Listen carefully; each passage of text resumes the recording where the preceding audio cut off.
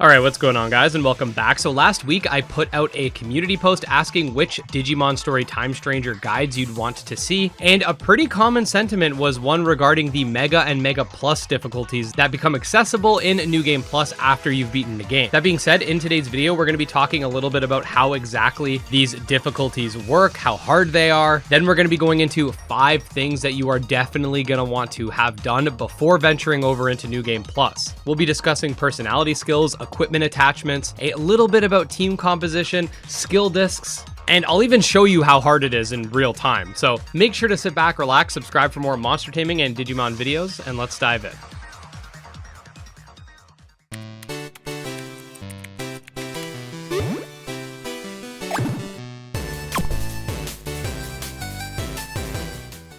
Today's video is brought to you by the studio behind Astra, Bestiary, an upcoming classic pixel art monster taming RPG with over 100 animated monsters to tame, evolve, and utilize in fast-paced tactical combat. The game features a non-linear world design, allowing for the story to be tackled in a multitude of different ways, making for a unique run each time. It features a branched evolution system whereby, much like Digimon, monsters can have multiple branching paths. Also, it has a legacy system whereby the power and spirit of said monster are passed down to the next generation. It even has some VPET features for you monster raising enthusiasts, which is nice to see.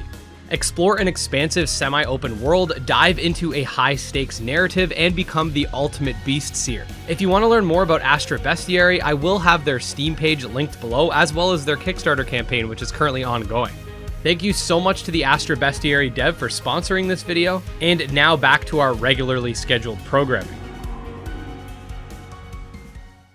Okay, so after you've beaten the game, you will unlock the option of starting a New Game Plus playthrough, and in doing such, will be allowed to experience the Mega and Mega Plus difficulties. The Mega difficulty acts more like an extra hard mode, if you will. The Digimon are a lot stronger, they can appear in higher frequencies, but it's pretty much straightforward, as it's basically just hard mode, but even harder. Mega Plus is where a lot of people are going to have to really rein things in, because while it's recommended that you have a good team composition in the Mega difficulty, you could always just spam healing items and cheese your way to victory. Mega Plus is on a whole different level, as it makes the game even harder, meaning that enemies will be even stronger, but on top of that, you cannot run from any battle, and you also can't use items in battle either. Furthermore, a lot of enemies and bosses will actually have completely maxed out stats, so I know initially a lot of people were worried about Digimon being way too OP with the cumulative stat system, but clearly that's not an issue, because you're going to be fighting some enemies who have just as ridiculous Digimon as you. That being said, the number one thing I think you should do before actually going into New Game Plus is to get to Agent Rank 10. This is going to involve completing all of the side quests in the game, but there are a ton of agent skills that boost your cross arts abilities and your Digimon based on their personalities, making evolution easier,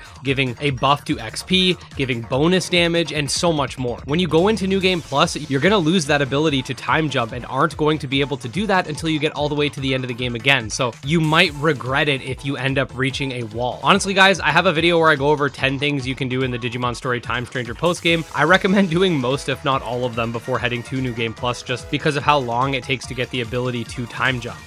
The next thing you're going to want to do, and this is pretty non-negotiable unless you're a tactical genius, is to basically max the stats on as many Digimon as possible, or at least the ones you're going to be using for your playthrough. In Mega Plus difficulty, you will absolutely find Digimon that have 9,999 in a specific stat. Not having max stats yourself is going to be quite difficult. You have a few options when it comes to increasing your stats. Every time you de-digivolve your Digimon, it'll pass over cumulative stats up to 100 times if your bond's at 100, but you do also have the Digifarm and the C-tier Digifarm training items, which can boost your stats significantly. Just keep in mind that if you use the Digifarm as a means for powering up your Digimon, you don't keep those stats if you de-digivolve, so make sure you're happy with the Digimon you've maxed out in this case. This should go without saying as well, make sure your bond's at 100 for every Digimon, because there are various bonuses that you get for having that. Certain personality skills work off of that, and they just added an update to the game which gives you a higher crit rate and better item drops, and an increased activation rate of extra strikes if your bond is higher.